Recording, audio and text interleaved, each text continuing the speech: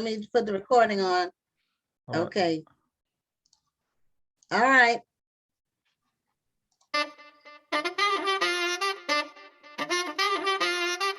Welcome to this week's edition of Black Authors Matter TV, where we interview the latest movers and shakers in the African American literary community. You'll meet some old friends, discover new ones, and stay abreast of the latest book developments around the country and even the world. So sit back and relax for the next 2 hours with Black Authors Matter TV co-hosts Gwen Richardson and Dr. Rhonda Lawson.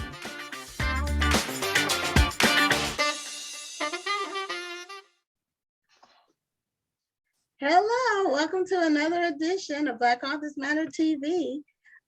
It is May 10th, and it is the week before the famous Black Authors Matter TV Awards show. So that's exciting. I'm Gwen Richardson, your host for tonight, along with my co-host, Dr. Rhonda Lawson. Good evening, everybody.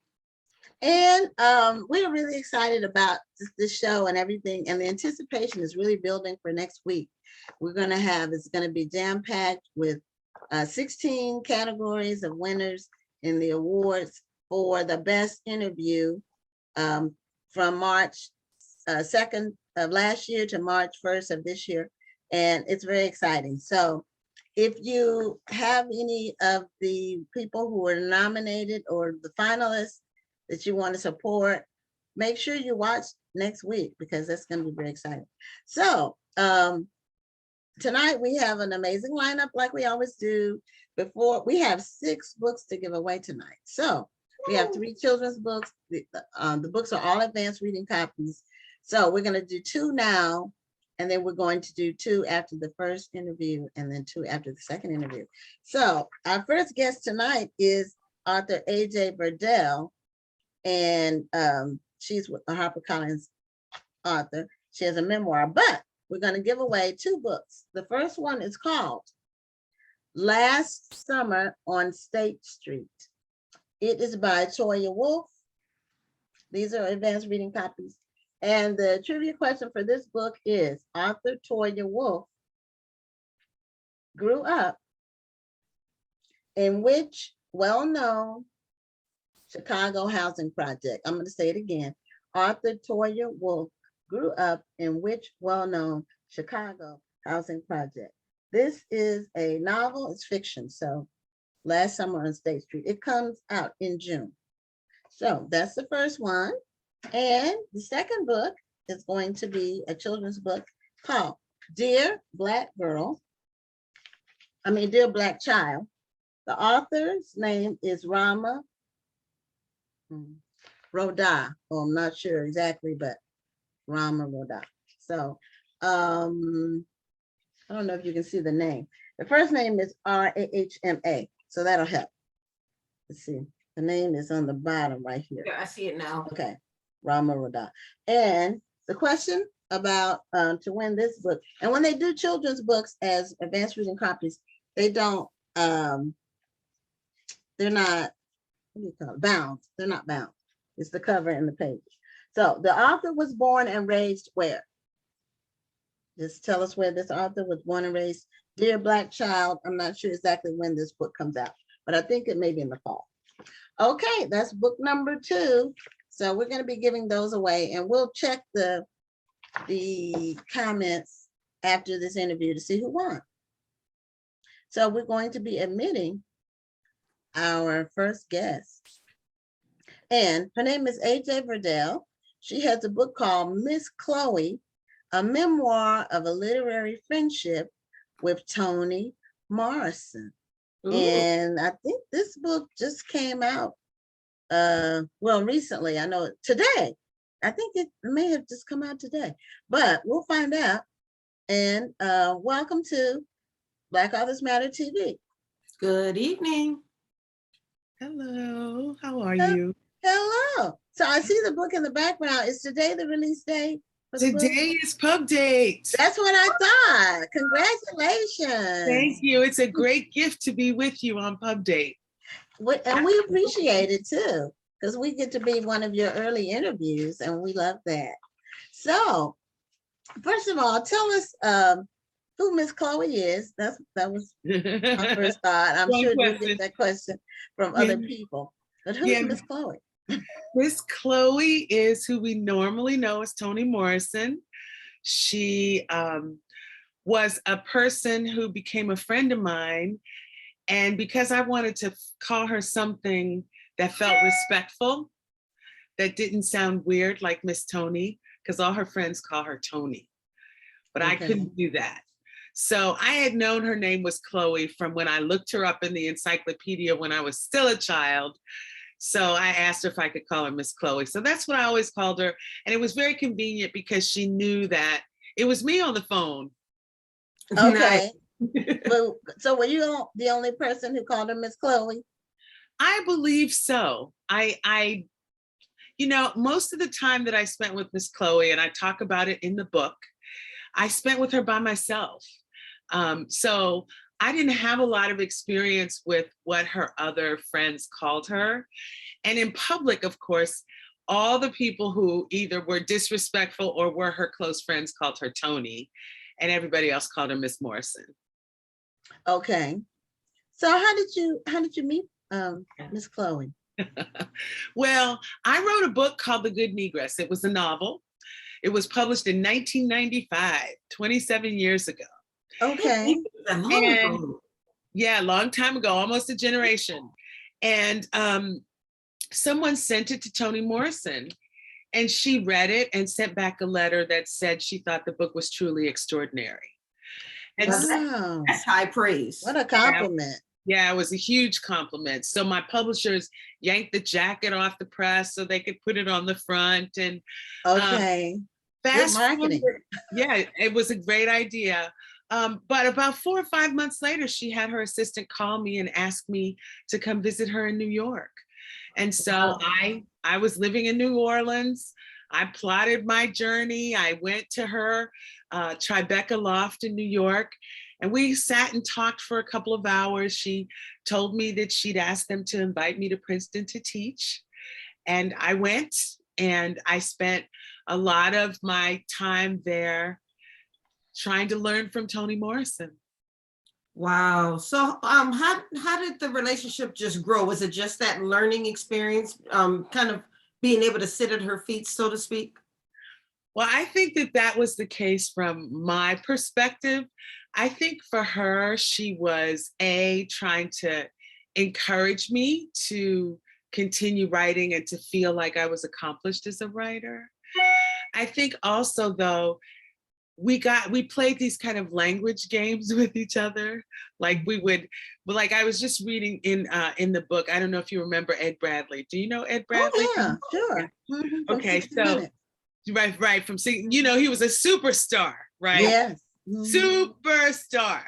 So he came to Princeton one time to do an interview with Toni Morrison, and I said to her, he's the perfect example of suave and debonair.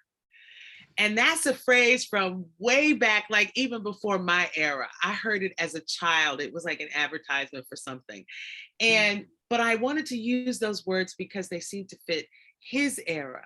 And Toni Morrison would love things like that. Like she and I would talk to each other and recognize words from different eras and sort of drag up all this different language and laugh with each other about it. So, I'm so sorry. That's okay. You lost your light. Was it a plug or a switch? It is a. Is it a plug or a switch? It's a plug. Okay. But wait. Let me see. Oh my gosh. I wasn't expecting this to happen.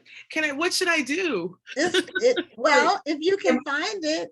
Yeah, if you can find it, go ahead and turn it on. Go ahead and put it in because light is better. And there you go. And when it's live, anything can happen.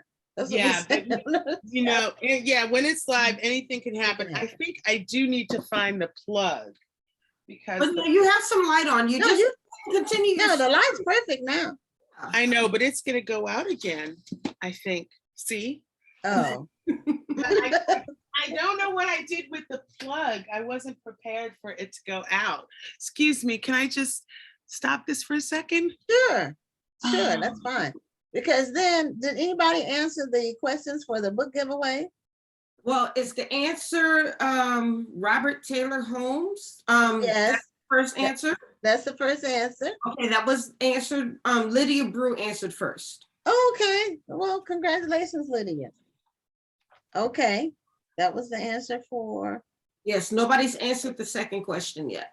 okay, all right. Well, we gave away one. Okay, we're just waiting a second for the lighting for our Hey, guest. is that Yeah. okay? That's the best I can do for the moment. Okay, Don't that's worry. fine. I Just want to keep hear your going. story. Yeah, keep Okay. going. So, We were talking about Ed Bradley. Ed Yes, Bradley was suave right. and different. Suave and Right. debonair. Mhm. Right. And so that was the first time I remember making Morrison belly laugh.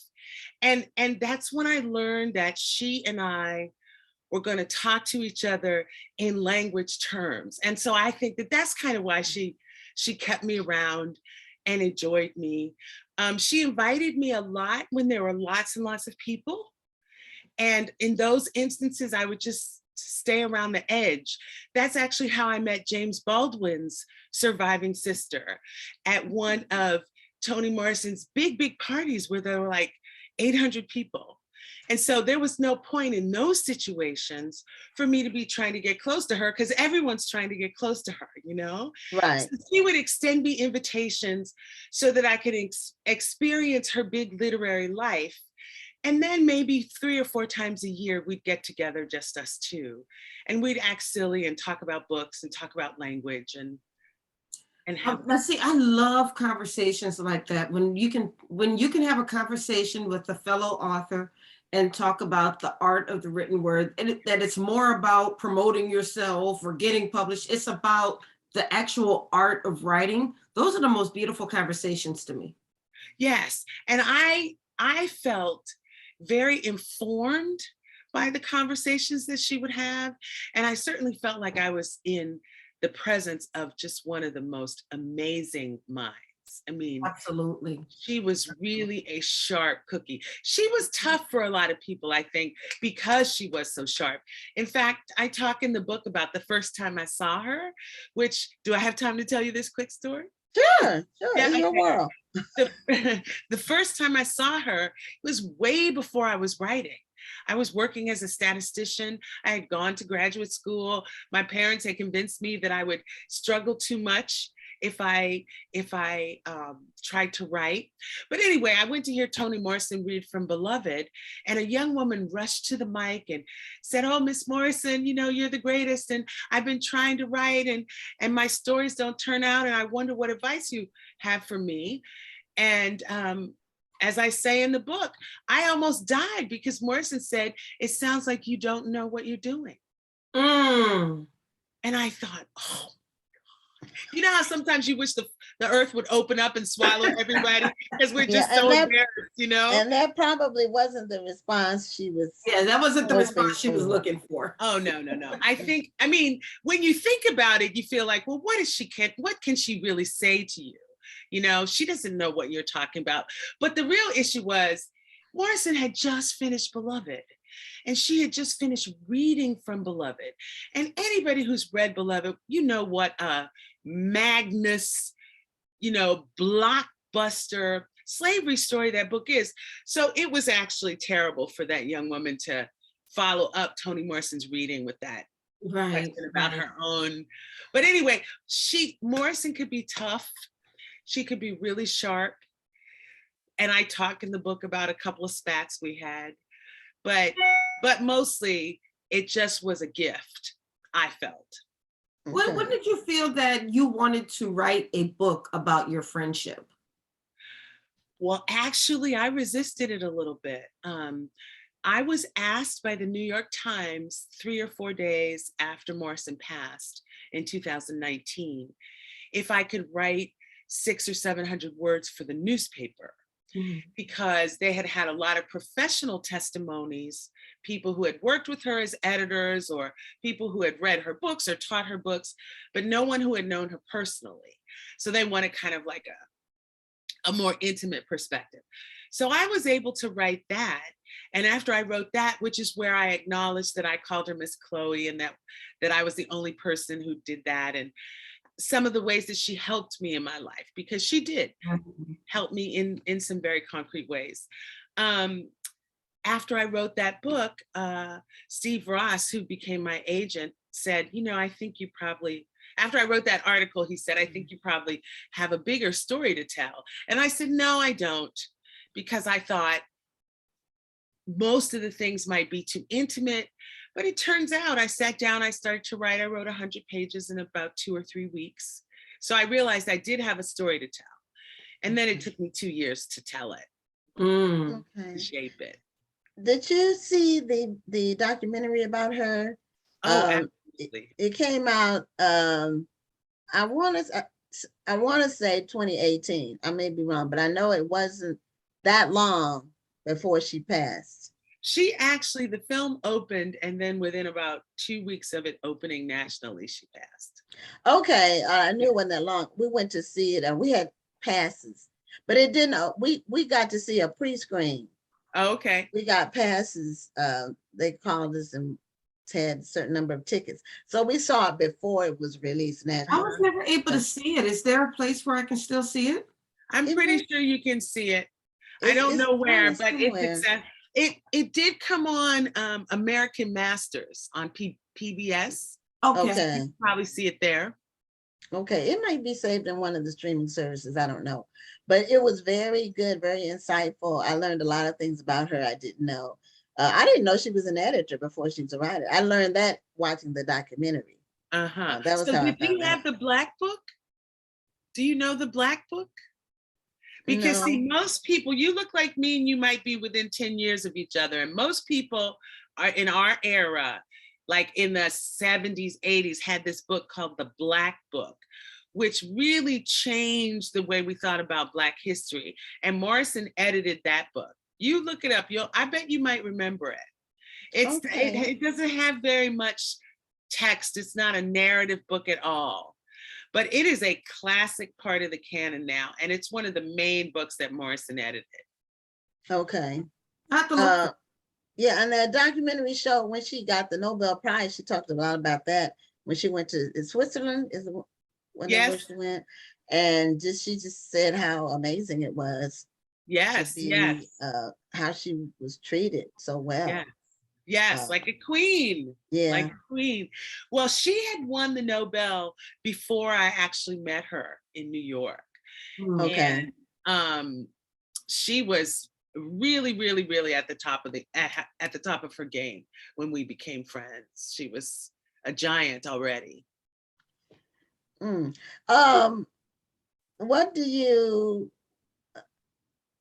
in your book, Miss Chloe, and I know you want to leave something for the reader, but what within the book are some things that people won't learn from just the general information that's out there that people know about Toni Morrison?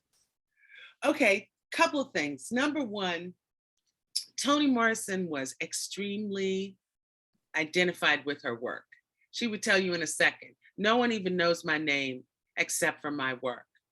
So if you didn't really read her work or weren't able to talk about her work, she really didn't have a lot of time for you. And for good reason. Her work, I cannot describe what a huge magnum opus her body of work actually is. She really shifted literature in a mighty way. So that's one thing. Morrison really strongly felt Morrison is her work. And so when you came to her, you had to have a read on her work. The other thing about Miss Chloe is the book that I wrote, Miss Chloe, is that I think Morrison enjoyed me because I really, really care about writing, right? And I teach at an HBCU. So I'm constantly trying to explain how systems work, including the systems of language and the systems of literature. So although Miss Chloe is about our friendship, there's a lot about writing in this book. how to think about writing, how to practice writing, how to be visual when you are working with writing, how to be precise in writing, how to ask questions. And a lot of that comes from the things that she believed and talked about, as well as the things that I've had to learn and work on as a writer. That's a master class, basically, because and this is no shade to any of our current authors, but there are so many authors who they just want to get their book out there. They want to sell their books, and often they will write a book so quickly that they may miss a few basic things because they're just trying to hurry up and get it out there. And I think when we do that, we miss the joy in the process. Yeah. And what you're talking about is actually the joy in the process of writing and the joy in the process of creating. Yeah. And I think that that's something that we need to get back to. Well, you're saying something extremely true. And because there is a process, and even that one young woman who embarrassed the whole world by getting herself told she didn't know what to do, that's not acknowledging the process. I mean, there's a way that we do things, and even if you innovate and change, you're innovating from the way we do it. So there's learning, there's practice, there's innovation, there's sharing, there's commentary. So I really felt that Toni Morrison was a gift to me. Like, I had no idea and no expectation that in my life I would get to meet her and talk to her and listen to her and make her laugh. She loved to laugh. She just thought, in jazz, actually, one of her novels, she says laughter is more serious than tears, right? So she really felt like this is a way that we can agree on something and release. So she really loved to laugh. So, but no one could have told me that I would have that experience in my life. So as I was grieving her and hearing her say some of the many things that she said to me, I really started to work on this book. How can I share that gift with other people who are interested, with other people who are trying to create or trying to write, or even just trying to read and understand Toni Morrison? Absolutely. And I will tell you too, you have to really understand Toni Morrison. I mean, her books are not the type of book you just read casually. Yeah, Right. her books are not casual reading. Right. You really have to get into what she's saying. And I love sometimes when you read the book, when you get frustrated, like, well, she was talking about this and then she jumped to this and then she was talking about this. Where is she going with this? But then when you're patient and you just enjoy the process, you see all of those things come together and you're like, oh, Right. That's what she was doing. That's right. That's right. She's big mind, big mind. Exactly. Big mind. Now, in your writing of Miss Chloe, Mhm. how were you able to recall things? Did you have a diary? Did you have any recordings with your conversations with her? How were you able to put it all together? Well, quite honestly, I tried not to behave in my engagements with her as if I was reverential, like as if I was sort of worshipful, because I think that would have been quite annoying to her and that she wouldn't have liked it at all. Having said that, though, my moments with Toni Morrison were emblazoned in my mind. I mean, Okay. it was very, very momentous, most of my experience with her. And there are even some things that didn't make it into the book because, I'm not going to violate her privacy. I'm not going to, Mhm. there's a cost to intimacy and you have to honor it, right? Yes. But most of the material are, these are things that were fun, were about her work, were about several evenings that we had together. I mean, I maybe went out to dinner with her 6 times in 12 years, but that's those 6 times, those conversations, those places, they don't go away. And then once I started writing, and this happens with creativity all the time, once you take the material that's taking up space in your mind and you put it on the page, it makes room for almost like new memories. So things that I had forgotten, that I hadn't thought about very much, would come back to me after I started writing. So for example, one day I went to see her at a school at Princeton. It used to be called the Woodrow Wilson School. Mhm. And she came down these big straight steps and I said, "You look like a superhero."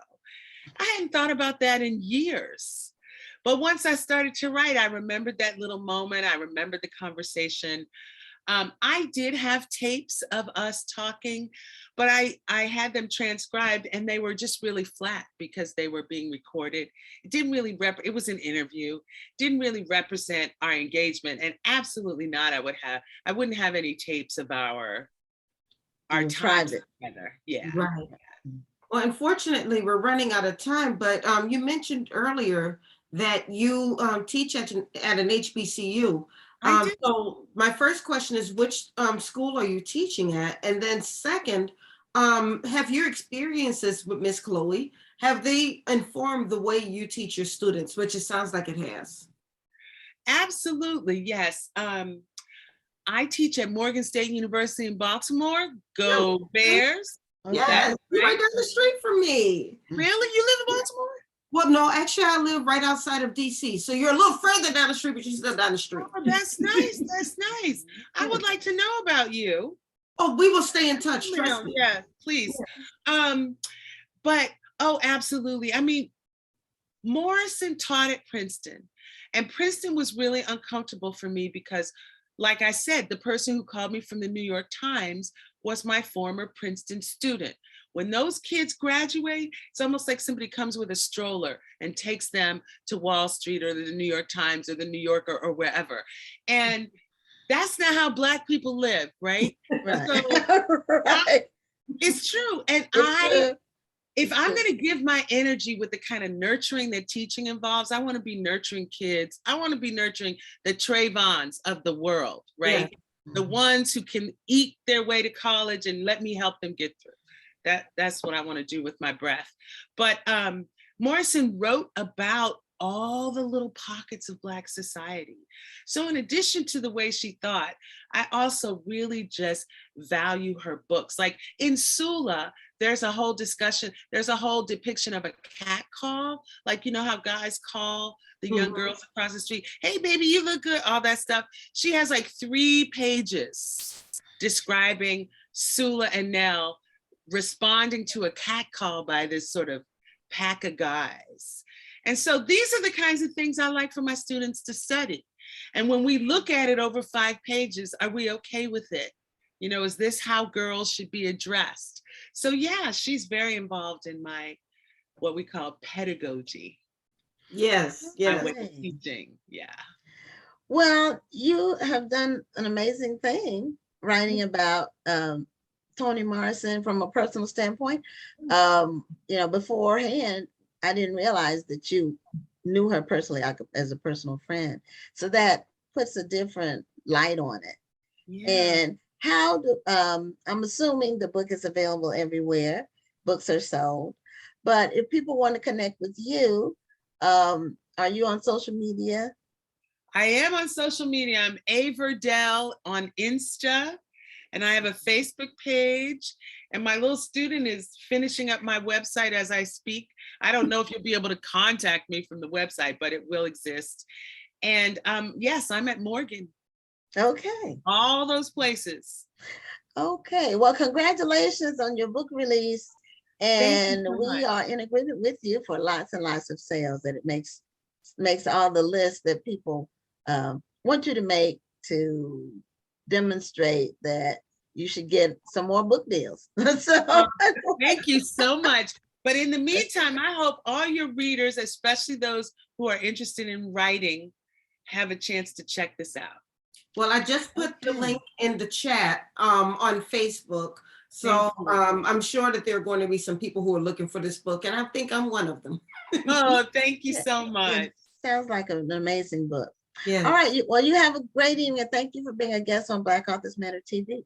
Thank you. I appreciate you. Thank Okay. you. Good night. Good night. Okay, we're going to do two really quick things. We have two more books to give away. And our next guest is a young man who is a comic book creator. And we've been trying to get a comic book writer on the show for a while. And so we're excited. He's joining us from Arizona, and we're going to bring him on. But first, we're going to give away two more books. And the first one is it's a children's book. It's called Maya's Song. It's about Maya Angelou. And the trivia question for it is the author, Renee Watson. Can you see the name? Where is it? It's on the top. There it is. It's on the top. The author, Renee Watson, has won what literary award? So there's two answers that it could be because she's won two literary awards. So the author, Renee Watson, has won what literary award? Okay, And also, Stephanie answered your last question. the one about the children's book? Right. She said the answer is Hargeisa, Somaliland. Yes, she's correct. Stephanie always wins a book. Okay, so whether we have one book or six, Stephanie will win something. Okay, so let me put Stephanie on there. All right, the next book. So we have that one, Maya's Song. And the next book that we're doing is called Shot Clock. This one's by Karen Butler, who is a former NBA All-Star, and Justin Reynolds. So the question is, though, in the book, name the AAU basketball team that is the focus of the book. So they have the name of the team. And whenever we do the trivia, it's always part of the synopsis of the book, unless it's book club kickback night. And then when we do those are autographed copies and you have to have read the book. So, but. Okay, can you repeat the question, please? Okay, book is Shot Clock.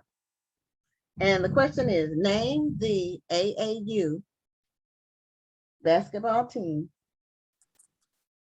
that is the focus of the book. So if you answer that correctly, you'll win. So we're going to bring on our, Zoom upgraded their software, different people upgrade softwares. And this new upgrade reverses the position of admit and remove on the waiting room. And they shouldn't have done that because you can remove somebody by mistake. I almost did. I almost removed you. It gives you a prompt to confirm before you actually go through with it. And that was how I caught it, because I'm used to it being the first one in the first position. But anyway, we are welcoming to Black Authors Matter TV comic book creator Absalon White Jr.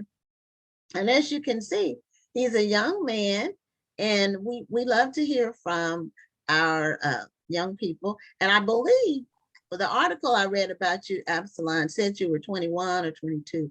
So you can correct me or verify which one is correct. So anyway, welcome to the show. We're excited to have you. Oh, you need to unmute so we can hear you.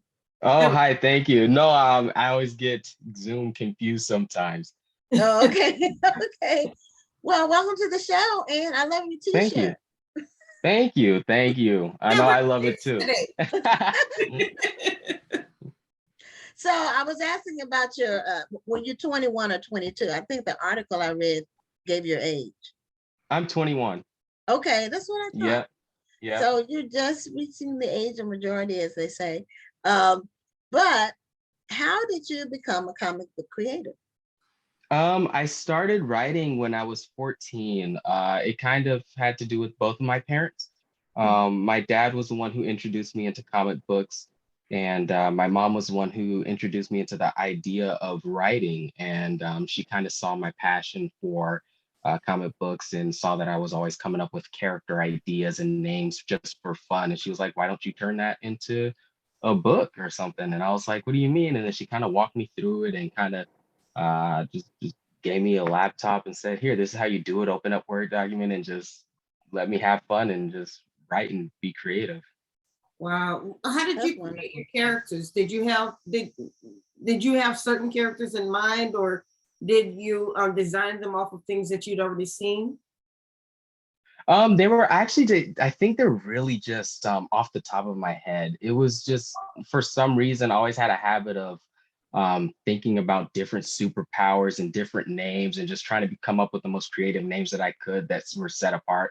And at that time, when I was young, it was never meant to be anything too serious, at least not for me. It was just something that I liked to do. And then I was into drawing a lot of anime and stuff like that. And I think that was also a big reason as to why my mom wanted me to kind of express myself in the form of writing, because she saw that I was always drawing characters and watching anime and, you know, cartoons and things like that, or superheroes. And so Well, that's my kind of how it daughter started. loves anime. I hear about it quite frequently. I've never seen it, but my daughter has been to an anime food thing where they connected the anime characters to some kind of food Oh, really? food festival. She's seen two of the movies, and then she's been somewhere else where where they had anime like merchandise Nelia, and Yeah, she loves it. She watches it on Hulu, Roku, Netflix, all of everywhere. it. She Yeah. loves it. I don't know anything about it other than it's called anime, but she has Well, one of her really good friends, and they go to all the different anime things together. Yeah. when did you decide to go from just art or a hobby to actually creating comic books? I think seeing myself do it over the years, I eventually just thought to myself, like, I'm doing it so much and I've been doing it for so many years. When am I going to start telling myself that this is serious, you know? And I actually started, I started believing it. I would tell people like, hey, this is what I'm going to do. And it became to a point where I'm pretty sure that a lot of people over the years who asked me, when is it coming out? When is it coming out? Stop believing me, because I would tell them that for like 5 years. I know it's coming out. It's going to come out. Don't worry, it's coming. And no, this year it was time. I felt that I was ready. I was mature enough. I've taken the 6-7 years to practice, and I was like, I'm ready to do this. I'm ready to let the world see what I can do in my talents. So, are you more of a comic book illustrator or writer, or are you combining the two? So I'm a writer. I'm the kind of the creator, I like to create, and then I hired someone to illustrate the ideas that I had and bring it into the book form. But the characters, the storyline, the names, all of that's me. Okay, so do you work with someone? Yeah, I hired someone from the Philippines named AJ Cerezo. He's a really, really great artist. I forgot how I got in contact with him. I want to say I saw him somewhere on Facebook, and I reached out to him on Instagram. I found his Instagram handle, and I reached out to him. I let him know this is what I was doing. I'd love to, hire you onto this project. He said, okay, let me take a look at it. I'd love to do that. And we kind of just got it going from there. And it took about 5 months or so, because my book is a little bit longer. So it took about 5-6 months, and then we were finally able to finish it. And then yeah, he did a really good job. So, is your comic book in the traditional comic book style, like a tabloid, or is it like a graphic novel? It's a traditional comic book style. The art style itself is all digital. So it's a bit more of a modern art style, but it still is read and written as a traditional comic book would be, but it's all just on a digital platform. Okay, so do you have a copy of one of them? Is it published yet? It is published, yes. It's on Amazon. Oh, that's You can right. You find them told me on. you didn't have a physical copy yet. I don't have a physical copy, but I Okay. do have a picture of the cover and Well, everything. I'd like to see Okay, the we cover. would love to see Yes, it. absolutely. Let me see here. Trying to do this left-handed. I'm right-handy. There we are. Oh, nice. Oh, that looks great. It's popping out of the page or the screen Yeah. like it's 3D. That looks really Yeah. good. Now, what is the name of that? Instant. Okay, and that's who's your characters? Who's your main character? Instant, actually, believe it or not, is me. I wrote myself as the superhero in this story. Oh, well, you go You know ahead. what? If you can't see yourself as a superhero, who else will? You're right. Right, exactly. Exactly. You know, I thought about the idea. I thought about how people would receive me being the superhero, but I wanted to take a chance on it. I thought it would be fun. Because who doesn't want to be a superhero, have superpowers in Exactly. real life? And I had the ability to write, so why not write myself as the hero? Well, that shows confidence.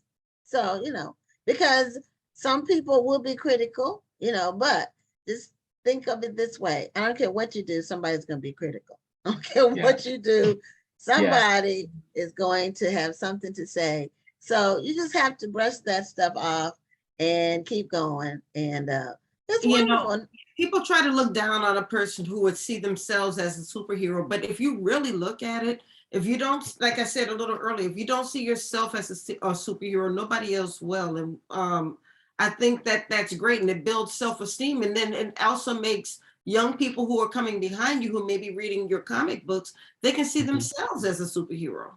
Yeah, and that's one of the biggest reasons I did it because, I think most people probably would think, oh, he's, narcissistic, wants to make himself the hero, but I wanted to do it for the exact opposite reason. I feel that in the story, I'm able to show my real life vulnerabilities and my real life personality Yes. in ways that you probably couldn't with a fictional character. So I want people to know that superheroes do have vulnerabilities and they do go through real life struggles that you go through, and I'm able to kind of show myself in story form. Now, how do you come up with your conflicts? What crimes are you resolving, or are you fighting in your comics? So in this first issue, um, it's really trying to find out who gave me the powers.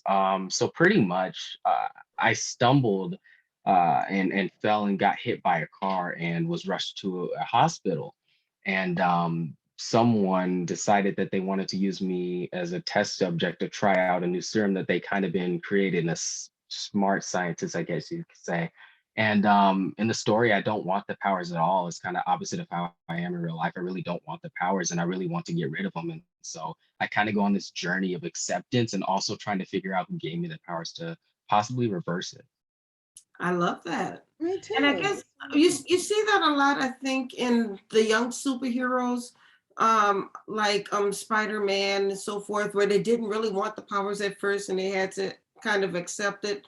I think Mhm. even at one time, if I remember correctly, Superman didn't want it at first. He Right. was kind of playing around with it, and then he learned how to accept it and control it. So Yeah. I think that's actually a kind of a self journey that a lot of superheroes go through. Yeah. And I thought that it would probably be a smart one to take. And I figured if I made myself want to have them, it would kind of not be so fun to read. And I kind of wanted to play with that. Right. Well, that's true. You have to put some sort of every situation has to have some challenges. Mhm. if everything is just smooth when you're writing, especially if everything's just Definitely. smooth, I mean, it's no fun as far as reading it.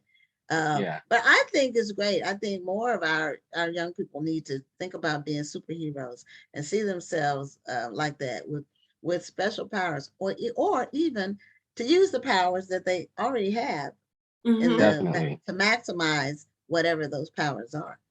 Or see those things that you think are a handicap, and it's actually a superpower. Yeah, definitely. Now, are you in college, Absalon? I am technically in college. Yeah. What does that mean?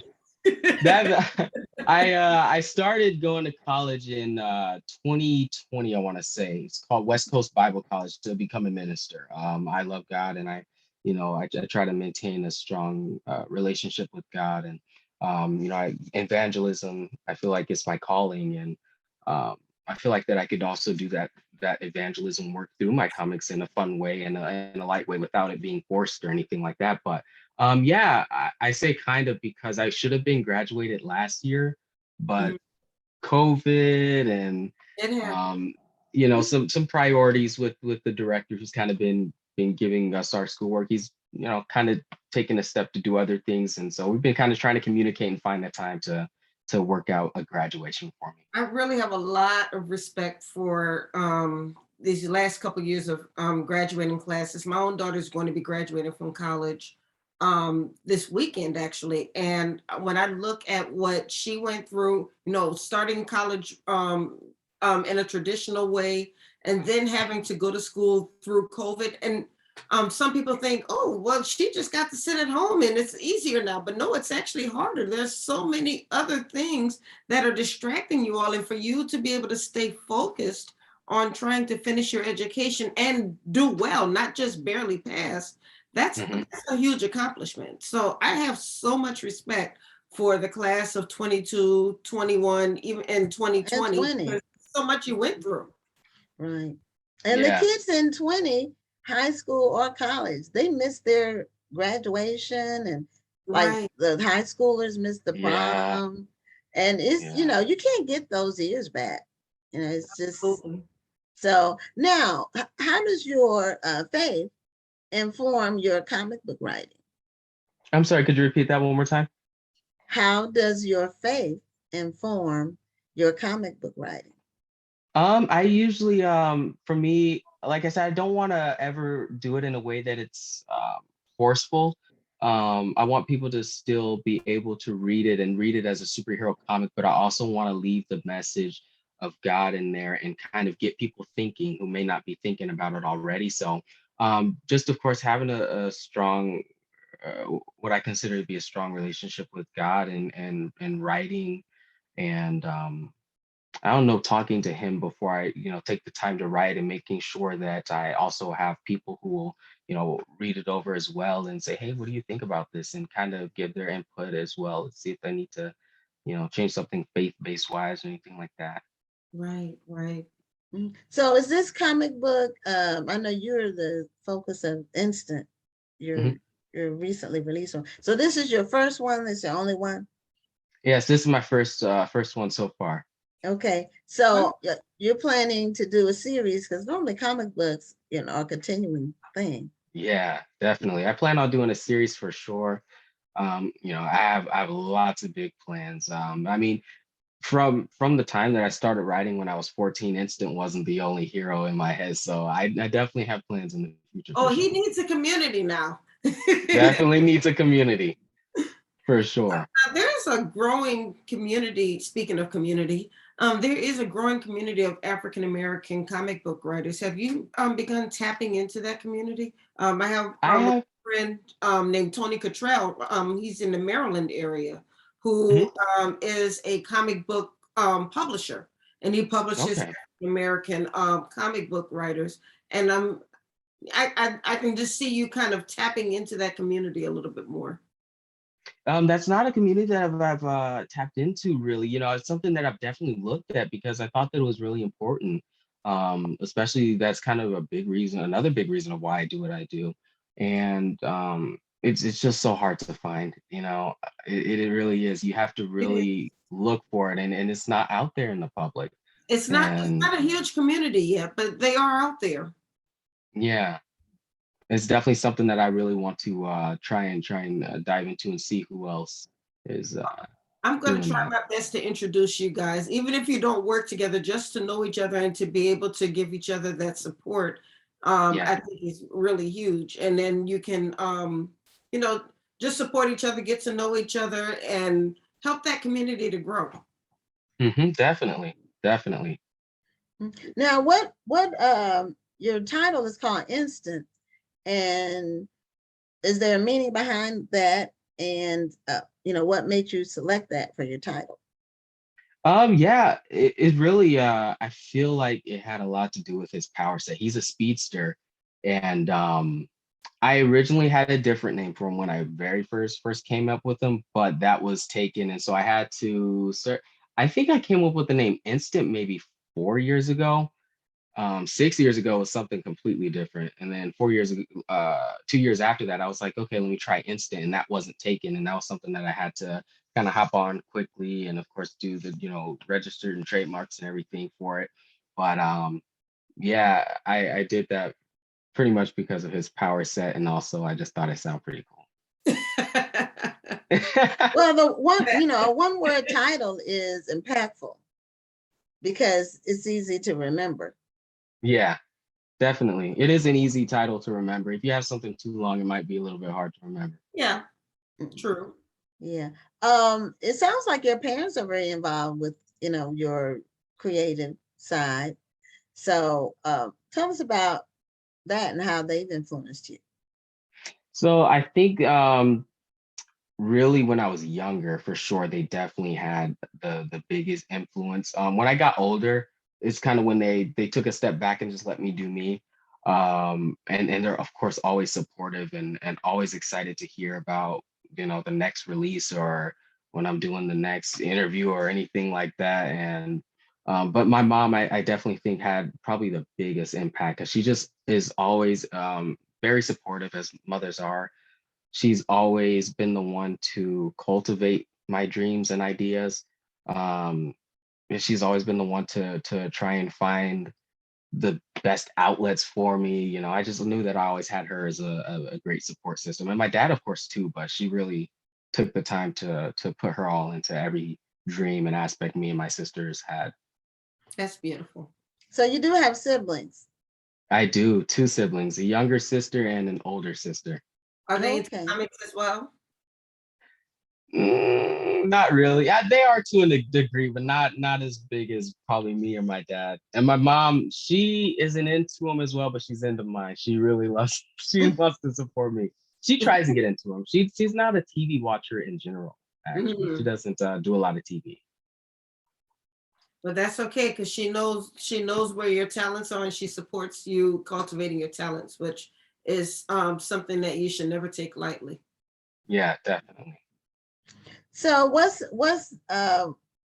in the future for Absalon White? Junior. I Absalon White definitely Junior. I put the junior on there. I definitely have plans to release a second issue of Instant for sure. I don't have an exact time frame. I'm gonna start working on writing that second issue within the next month or so. Probably a 2023 release. Huh? Take you to write your comic. So for this one that I wrote, it's pretty much 3 issues combined into one. So this took quite a while. I think it took about maybe 3 months to write this one. And then the rest of the time was really just getting the illustration process. And that was the longest time. Yeah. But I feel like once it's, just the one issue, I think it should take no longer than a month and a half or so to finish this next issue writing wise and then getting it to the illustration process. Now, Right. That's always the case for illustrated books because I have children's books and the writing part is fast. I mean, relatively fast. The illustrations are what take a while. When it comes to writing a comic book, I wonder, I see it kind of as a bigger challenge because you don't really have the opportunity to write a lot of backstory. It's very dialogue driven. One character says something, then the character responds, and then the character says something, and then another character may respond. So what is the challenge? I mean, I see that as the challenge to where you're not able to write that backstory, but you have to be able to write your dialogue in such a way that's going to keep the reader interested. So how do you overcome that challenge? Ooh, that is a tough one. No, it's not so much overcoming. You just got to kind of deal with it in a way. I don't think you can overcome it completely, but I think over the years of writing has definitely helped because it was definitely challenging when I first started, but after doing it for 6 years, it's become easier. And I have to admit, when I first wrote it all those years ago and then kind of revamped it, what was it, last year, 2 years ago, I forgot to add the panels myself in the story. And so when I sent the script over to the artist, he let me know, he was like, dude, you didn't panel the storyline. Like, how am I supposed to know what to draw? And I was like, oh my gosh, my bad. And so I had to take another month or so and just kind of go through that whole story of 77 pages and make sure that I add panels into something that was already written, which was very difficult because it was pre-dialogue. And so now I have to think about how am I going to envision a scene in my head and write it in between a dialogue that has already been written instead of doing it the proper way and doing it, at the same time. So that I was would have very made that challenging. same mistake. I didn't even think about panels until you said something. Yeah, Well, that was very challenging. it's part of the process. You live and learn. Now, one of Yep. our viewers, actually, my good friend that just recently started watching the show, she says she's very excited about you as a comic book writer and would like to purchase your first book. So Oh, thank you. tell her name is Sherry Parthene, and so tell her and the rest of the audience how they can purchase your comic book instant. Definitely. You can purchase Instant on Amazon, the Kindle app, and Comixology. So all of the Amazon owned platforms. If you have any one of those three, or you can go on Amazon.com as well, it's available for purchase for $9.99. All right. Okay. And when Sherry says she's going to buy something, she buys it because she's purchased several of my books. Some people will say they're going to buy your stuff and they don't. Right. But Yeah. and that's the nature of being an author. You'll learn that as you go along the way. So Yeah. Absalon, let people know how they can connect with you on your social media. Right. And then also let us know, I believe you have an event coming up, Phoenix Comic Con. I do have an event. I'll be at Phoenix Comic Con. It is May 29th, and I believe my slot is from 12 to 1. So that's 12 p.m. Yep, 12 p.m. to Noon. 1 p.m. Okay. All right. Yep. Phoenix Comic Con. Okay. Well, Yeah. congratulations, Absalon, on your first comic book. And we are in agreement with you for many more and for you to Thank reach you. all of your goals in the future. You're getting started at a young age, which is great because Thank you. you're going to learn what you don't know, but it's better to learn it when you're young because then you don't get as dissuaded when you're young doing things, breaking Definitely. pushing the envelope and making changes, being creative. Okay, well, you have a great evening. Thank you for being a guest on Black Authors Matter TV. Thank you for having me. It was really fun. And the Instagram handle is Absalon White Jr. You'll see. It's my cover photo, so you'll see it. Okay, so that's great. That's great. That's easy to know with your name Yeah, there. you'll be able to. You don't have to Yeah, think it'll about it. easily distinguishable, especially from the cover itself. Right. Okay, well, thank you so much for being a guest, and you have a great evening. Thank you for having me. You as well. Thank Okay. you. Bye-bye. Bye-bye. Bye. Okay, so our next guest is coming up in a couple of minutes, but we have the last two books to give away. I do want to say that Stephanie won the Shot Clock book. The answer was The Sabers. That was the answer. So Stephanie won that one. And did anybody win Maya's song? This one? I don't think so. Let me check. Author Renee Watson has won what literary award? Maya's song. Oh, wait. That was Stephanie again. Oh. What was the answer? What answer did she give? I'm looking for it right now. Here it is. Stephanie says that Renee Watson won John Newbery Honor and the Coretta Scott King Author Award. She is correct. So let me make a notation. I have a big package to ship Stephanie this week. Yeah, I used to limit it to one person, but I said, what the heck? Whoever is willing to do the research to find out. And it helps people know more about the books that are going to be coming out because these are most of the time we have advanced reading copies that we're giving away. So we have two more before we bring on our next guest. So this book is called, and this, I believe this is going to be a coffee table book. It's called The Year Time Stopped. And the subhead is The Global Pandemic in Photos. So I'm trying to see where it's not a glare on it. This book is by Nora Shamar and Christina. I'm not even gonna try to pronounce it, but just look up the year time stops. And the question is, this book includes how many photos?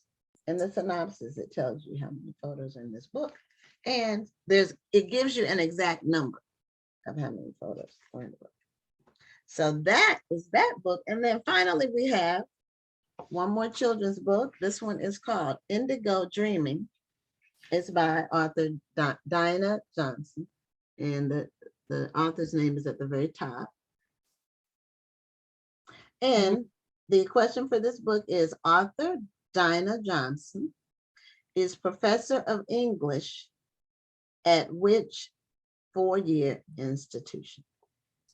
So author Dinah Johnson, this book is called Indigo Dreaming, and she is a professor of English at which four-year institution? And whoever gets the answer will win that one. So we gave away 6 books this week. And the reason we did that is because we're not going to be having a regular show next week with books to give away, because next week we have the Black Authors Matter TV Awards. For the entire show from 7 to 9, we're going to be giving 16 awards in the categories that you all voted on. And we're also giving a final award to the top overall vote getter for the whole process. So, and that no one knows who that's going to be, because that wasn't based on categories. It's based on sheer numbers. So we are very excited about that. So be sure to tune in, because we're going to start announcing the winners early in the show. And we have a couple of sponsors that will have videos at the beginning, and we have entertainment. We're going to do the entertainment right in the middle, like around 8 o'clock Central Time or 9 o'clock Eastern. So yeah, so at any rate, we're bringing on our next guest, Gary Phillips. And Gary is a mystery thriller writer, suspense writer. He's been writing for a number of years, and we will ask him when he comes on how many years, because I'm not exactly sure, but I know he's been around a while. He has a new book, though. It's called One Shot Harry, and it's a mystery or thriller. So really those descriptions tend to be interchangeable, although thrillers have more, it might have a scary character or something. Well, I'll tell you his, I'm looking at the cover of the book, and it's a great cover. There's a lot going on this cover. Okay. And so Gary is coming on. It says he's joining, but it hasn't come all the way on. So while we're bringing him on, I do want to mention that the National Black Book Festival author registration is still open. The event is October 20th through the 22nd in Houston, like it always is. It's in person. We're really excited about being back in person this year. And we expect to sell out of our vendor space within the next 2 months or so. We're at 80% right now, so 80% capacity. So if you do want to attend as a participating author with the vendor table where you can sell your books, be sure to put down your deposit as soon as possible. Also, the Jerry Pinkney Children's Book Awards is an ongoing process. It's still ongoing until June 6th. That's the deadline to have your package postmarked and for you to get your registration information in. There's been a lot of good feedback and response to the award too. It has a lot.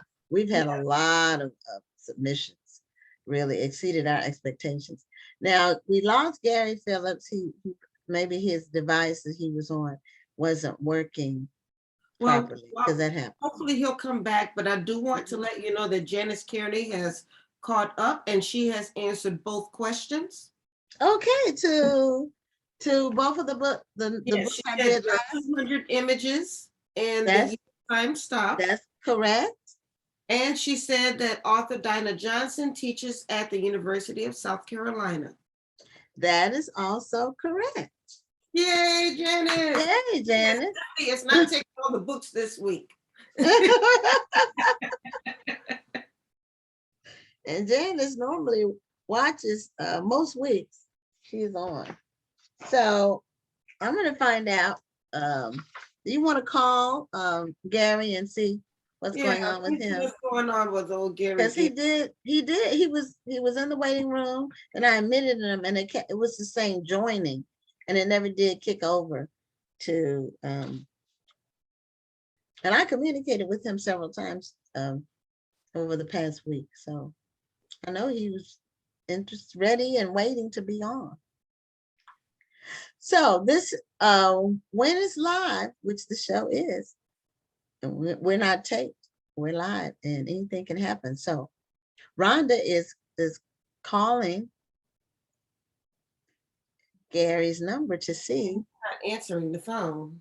So he might be, I don't know if he's trying to, well, maybe we can text him. Maybe he'll yeah, I'll try that.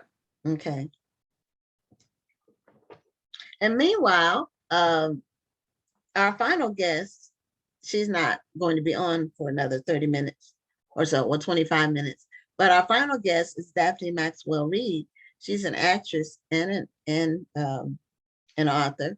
And you may remember her from The Fresh Prince of Bel-Air as Aunt Vivian. She played that role for several seasons. And she was also included on the reunion show that was on, I think it was on Netflix, because I saw it. She was part of that as well. Wait, what was she part of? Wasn't she part of the reunion show for The Fresh Prince of Bel-Air? Yes, she was. It wasn't on Netflix? It was on HBO. Oh, it was on HBO. Okay, I knew it was one of the apps that I have. Yeah. So did he answer, or has he responded to the text? No, he didn't answer, and I just texted him. He's not responded yet. I don't know. Maybe he's having a bit of an issue, but I hope he comes on because I want to ask him about that really cool cover. Yeah, and he's been writing for a long time. He has several books, like in the. Okay, now he's on. Let's see if it'll work this time. He came back to the waiting room. We'll see. Okay. If he's well. I see something. I see a box. Okay. Okay. So Gary, are you welcome to Black Authors Matter TV? We're glad that you were able to make it work for you on your end. Well, thank you for having me, Gwen. And we saw you earlier, and so we're glad to have you on the show. Now you've been writing for many years. Is that right? That's right. I've been published since 1994. How many books do you have? I have about 22 novels. I have maybe 70 short stories I've published, and then there's various anthologies that I've edited or co-edited.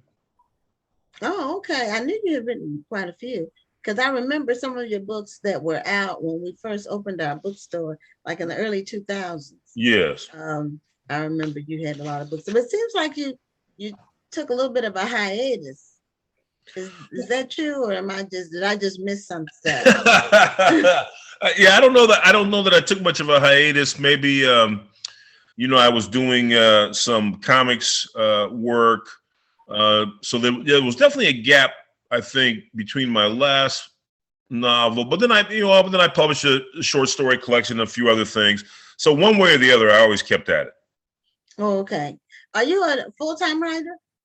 I am a full-time writer now as a senior citizen, and I have a small foray into television as well. I'm a staff writer on a show called Snowfall, which is about crack in the CIA in 1980s South Central.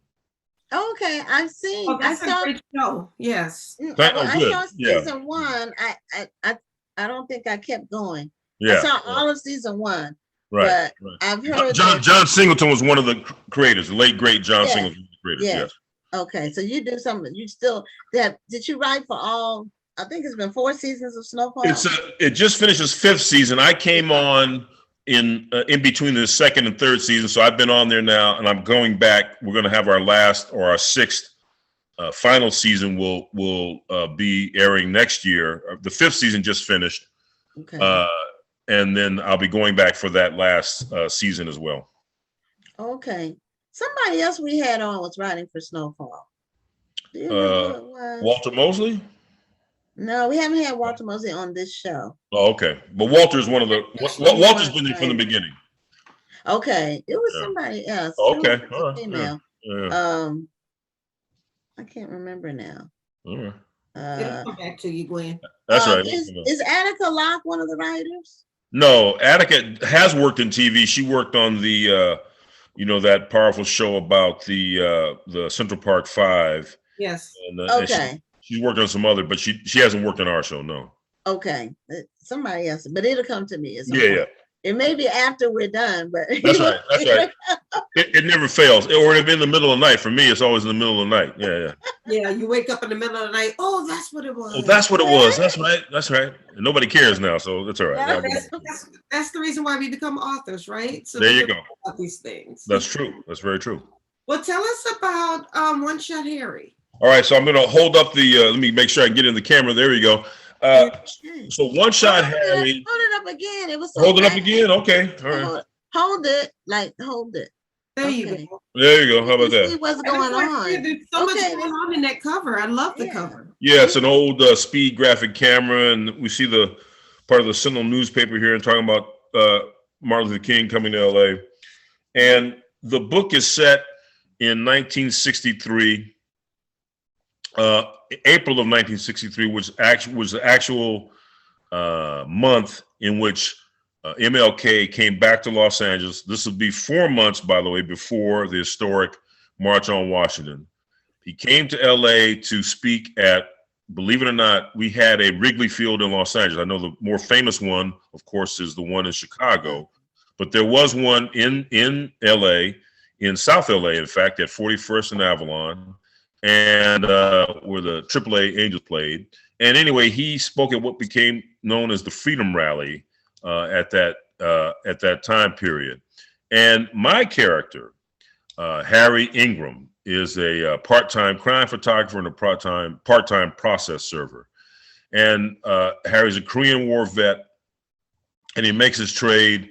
He's an African-American man, and he makes his trade selling his photos to the black press, occasionally to some of the white papers, but mostly to the black newspapers, and maybe even some photos to Jet and Ebony now and then. And so the king coming to town is part of the plot, but also what is part of the plot is an old army buddy of his. Harry served in the Korean War. And so an old army buddy of his who had once lived in LA and has now come back is hinting at something big that he's involved in. But before he really tells Harry what it is, he dies under mysterious circumstances. And so this sets Harry in motion to find out what happened to his buddy and why, and how this then, he doesn't know it at the time, of course, until he starts to investigate this, but how this then reveals this plot, an operation against King, who, as I said, is coming to town to speak. So it's historical fiction yes. With a like mystery suspense angle. That's correct. That's right. So I incorporate various real persons from history. Johnny Otis shows up.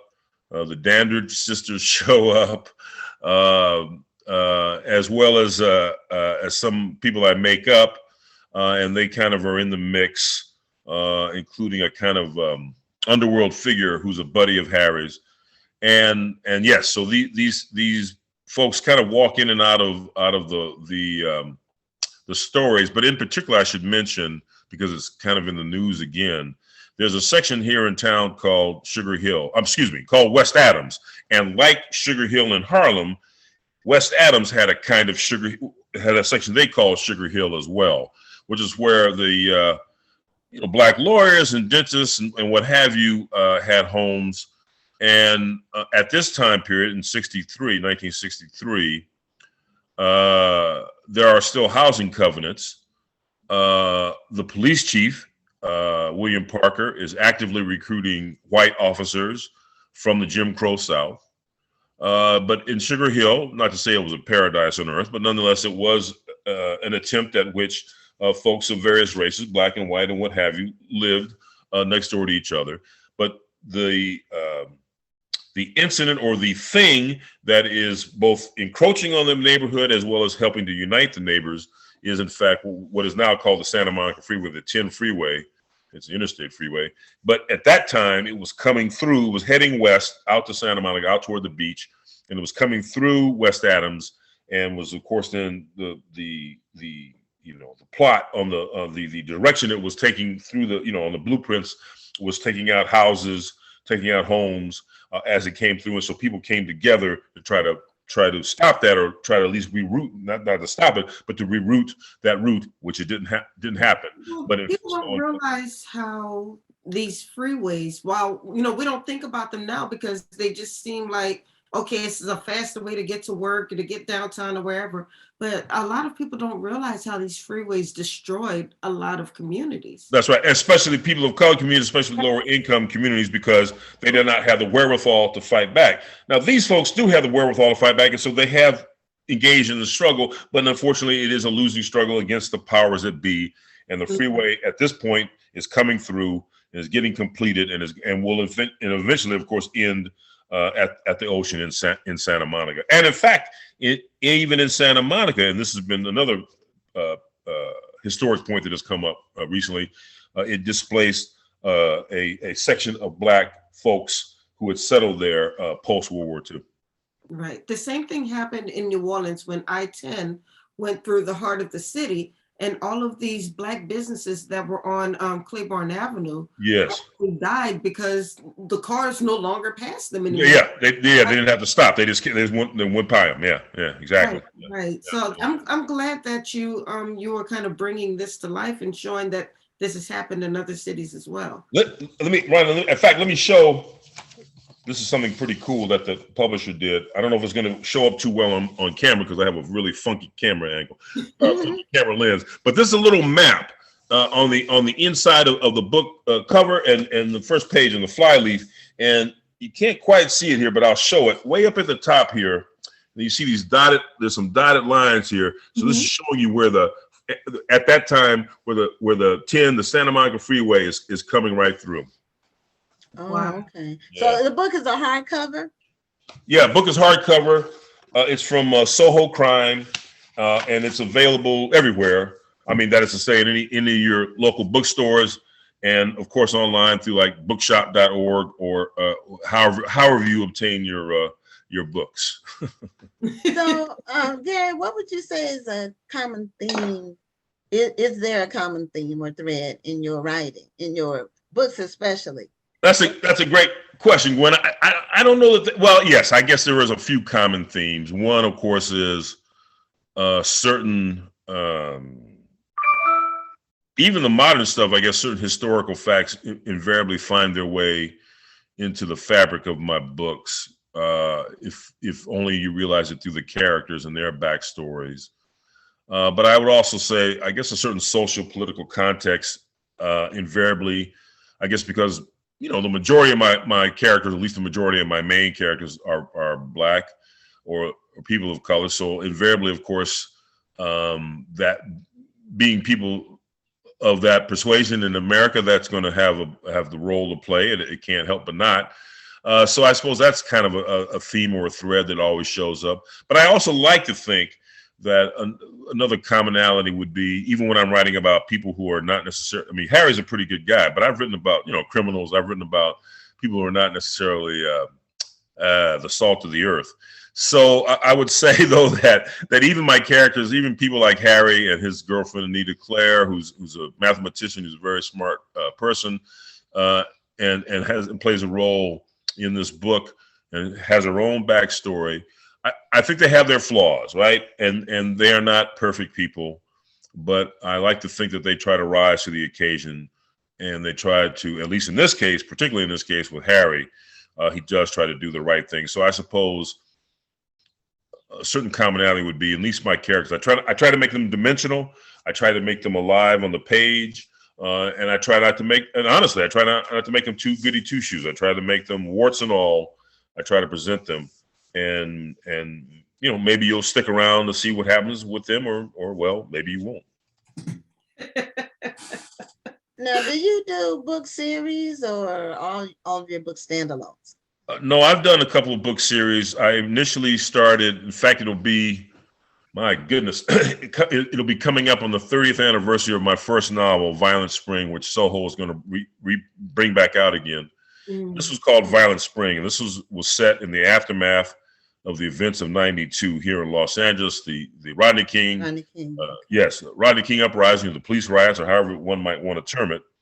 And in that story, I introduced a character named Ivan Monk, who's a private eye, and who the story is set about a year and a half after the uprising, the civil unrest. But the plot that he gets involved in, of course, reverberates back to that time period.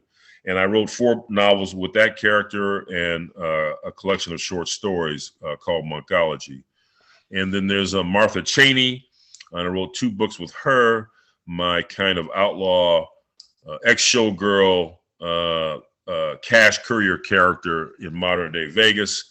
And a few of my characters, they're not really series, and they weren't really in novels yet, but a few of my characters have been in my short stories and have shown up, in a couple of different short stories.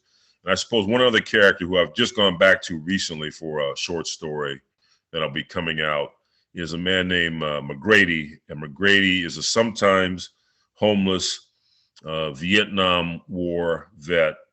And he showed up in a novella called The Underbelly. And now he's going to be back again in a short story that's going to be in a collection.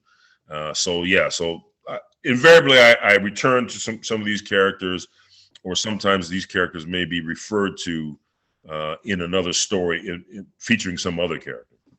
Do you see yourself, because it kind of sounds like it, but do you see yourself as an author who writes more character-driven stories or plot-driven? Yeah, well, that's a good question, I think, too, because I think I try to do both, right? I'm a mystery writer, I'm a genre writer, I write crime fiction. Therefore, I'm going to give you a plot. I'm going to give you show you how that plot unfolds, and hopefully I'll show you how that plot resolves.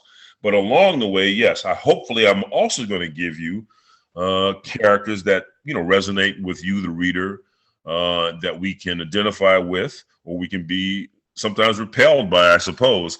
But yeah, I think I try my best to kind of meld or blend both those aspects together, so that the plot is there, but also the characters are there, and I'm hopefully revealing plot as I reveal something about the characters, and I'm putting them through their paces. Awesome. And I also like the fact that you mentioned that you like to give your characters flaws. Yes. You don't have a perfect character. Right. Yeah. Well, yes. I mean, like all of us, I think we we present a certain face. We present right to each other, to the public, and there's the real us, and somewhere in between, I guess, there's some reality. So in a book, in a novel, you have the great luxury of having a lot of real estate, right? You can go into the character's mind. You can talk about how they reflect on a given situation. What are they thinking about ahead of time? What have you? But then also you hold some of that back, because you also want the reader to not know everything, and also come along, on that journey of discovery of the character, as of course they try to uncover, right, who did what, and what are the connections between these various people. Where do you publish your short stories? Where? They invariably go in. They show up in various anthologies, and in fact, so the latest one I was just talking about with this character McGrady, the Vietnam vet. It's going to be in an anthology called South Central Noir, which will be out this fall from Akashic Books. So yeah, a lot of times I'm blessed to be asked by various editors to contribute a short story to an anthology. And as I said, because I've now edited or co-edited, maybe I've 20 some odd anthologies. that's also a way in which, I put my own stories in those books as well. Do you have a preference for writing longer fiction or the short stories?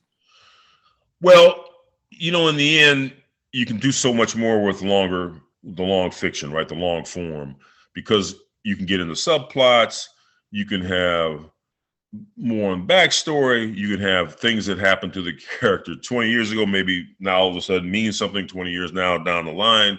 So yes, you have a lot more freedom in the long form to develop and to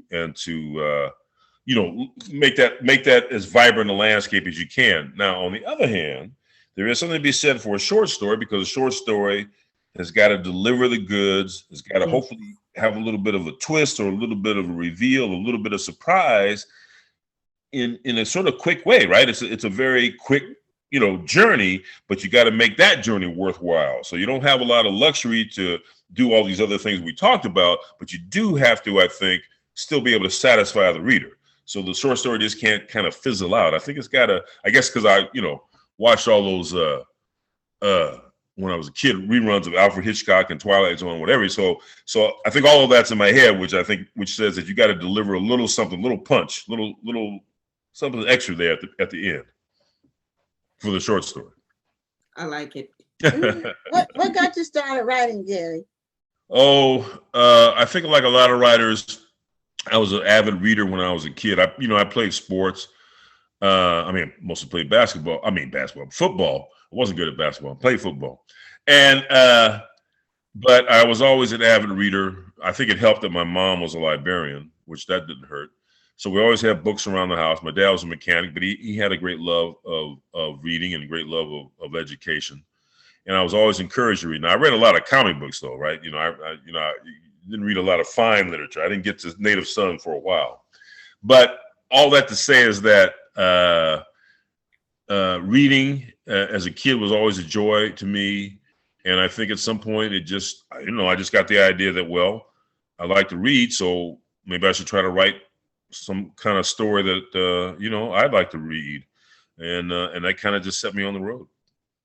Because I never really studied writing formally, although I've taught in the MFA program, but I've never really studied it formally. Okay. What did you go to college? Yeah. And what did you study in college? Not writing. I studied politics, poli-sci. I studied graphic design. What else did I find interesting? That's about it. Those are the things I found interesting. Well, you are using the poli-sci part. Yeah, that's true. So, all of that life experience, it culminates. Exactly. It's all used. It's all used. But also I had a lot of experience. I've been a community organizer. I was a union rep. I was run some nonprofits. And I was a communication director for a legal aid firm. So I've done a lot of variety of jobs that, yes, all those experiences invariably now, little bits and pieces find their way into the work. Yes, absolutely. Life experience informing your writing. That's right. Yeah. Well, we're at the end of our time, but we want to make sure people know how to get your new book, One Shot Harry. And you said it's available at your online platforms through independent bookstores and through, I'm assuming, Amazon, which is where a lot of people purchase books. Okay, but it's also independent bookstores, which I, of course, highly encourage, but chain bookstores, it's available all over. Okay. Yeah. Well, I put it on my list to be ordered, and I don't say that about every book. Thank you, Gwen. I appreciate that. The historical, everybody who watches this show knows if it's got a historical angle, I'm in. I just love history. So thank you so much for being a guest, and I hope your book is very successful and all of your upcoming projects as well, all the stuff you're doing lots of writing. Thank you. I want to thank you all for having me this evening. It's been a blast. We thank you for being here. Thank you so much. All right now. You have a great night. You too. Y'all be well. Okay, thank you now. Too. All right. Okay, so we're bringing on our final guest, but before we do, I went off camera for 1 second because I want to share some of the books I've recently acquired And I think all of these books were from people who were guests on the show. So these are on my to be read shelf, which is very full, but I'm going to get to them all. So the first one is, this one is by Valerie Wilson Wesley. It was called A Glimmer of Death. She was on the show, I want to say, last fall maybe, or a few months ago. So I ordered her book, and this is the first in the series. So I'm also going to order the second one. This one, if you all recall, this is called Jump. This was the night we had the gentleman who had been incarcerated and then became a corporate executive, and his daughter, they co-wrote this book, Jump. And I thought it was interesting, just hearing them talk about how he was actually convicted. He killed someone as a 16-year-old and went to prison and then turned his life around. You can turn your life around, if you get the second chance. This one is by an upcoming guest that we have coming on May 24th, Brandon Massey. And he was on the show, I think in 2020, but this is his new book, No Stone Unturned. And I think I read all of his books. So I ordered this one. This one, Something Good, is by Vanessa Miller. This is her new book. It's Christian fiction. It's getting great reviews. So I got my copy of that. And this book is called Memphis by Terra Stringer. This is a new book. We're going to have Terra on the show, but she is going on an extended trip out of the country. So when she comes back in the fall, we'll have her on. So that is it. And so we're bringing on our final guest, Daphne Maxwell Reid. And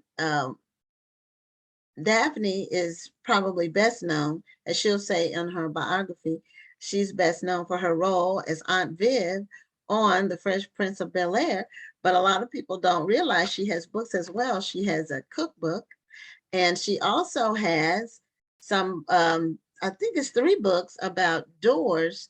She became fascinated with doors in different parts of the world. So she's going to tell us all about She has doors in Cuba and doors in Belgium. And I think you did one other country with the doors, France. Okay. And then she has her cookbook. So Daphne, comfortable with us. Y'all having a good night.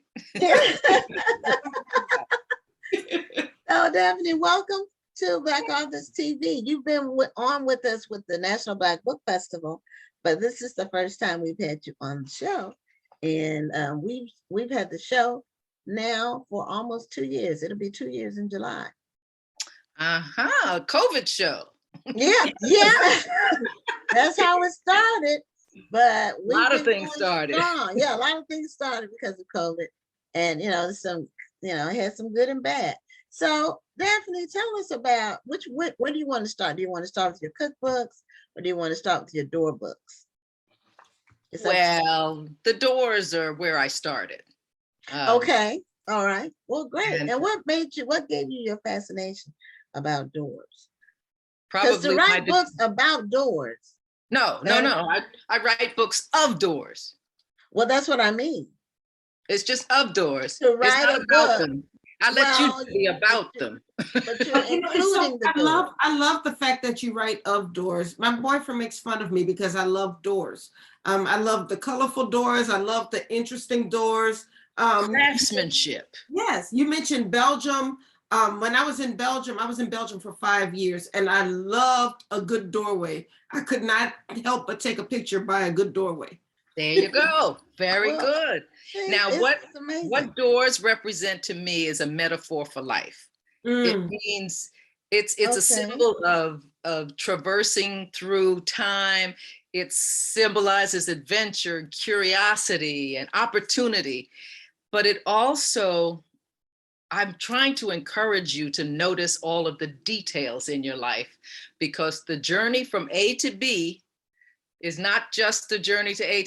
It's full of richness along that journey, and you need to pay attention to that, because it really fills out the joy in your life, is noticing the details along your path. And I'm trying to get people to just recognize details.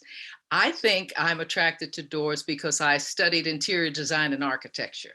And I'm really drawn to the craftsmanship and the details of architecture. So that's probably why I was taking pictures of doors, but I didn't really get into calling myself a photographic artist until I turned 60 years old. Mhm. And some friends of mine encouraged me to put up some of my photographs in a gallery. And I did. And that was one of the scariest things I've ever done. But it started me on a fabulous journey that I've been on for all these years. Oh. So I know what you said it was scary because are people going to appreciate your art? Are they going to see and appreciate Very what personal. Right. Yeah. And I had to be brave enough to accept the pros and the cons. That kind of I was reminds me of the smart new enough to know that the cons would make me better. Yes. So they did. That kind of reminds me of the new Aunt Viv when with the new Fresh Prince. Oh, it's just called Bel Air. Bel Air. But where she got back into her art, and she was kind of nervous about putting it out there. Yeah, because people judge you. Right. And it's like putting your baby out and says, "Isn't this a pretty baby?" And no, your baby's ugly. You say, "Yeah, I can see what you see, but this is what."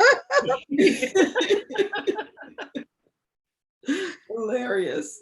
So that was it's amazing the things people notice, the things that people care about that they notice, and everybody has something different that they notice. Yes. I don't I really love doors, and I I know notice so many landscape. people who love pictures of doors. I mean, there are a lot of door freaks out there. Really? So that's a whole nother world that I don't even know about.